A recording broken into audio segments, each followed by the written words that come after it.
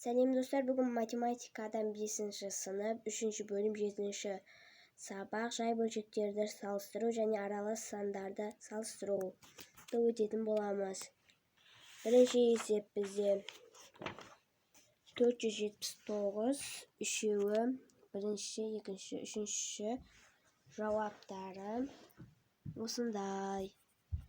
Келесі бізде 480-ші есеп. Оның жауабы бізде міне осы 480.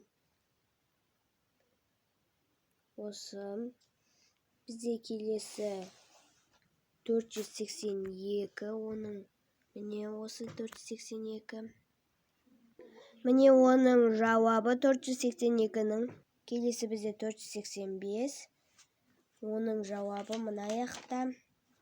Міне оның жауабы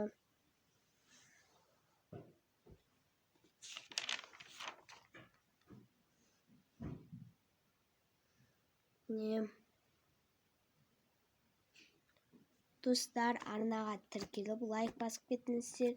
Егер үй жұмыстарын сіз білгіңіз келсе, біздің арнаға кіріңіздер.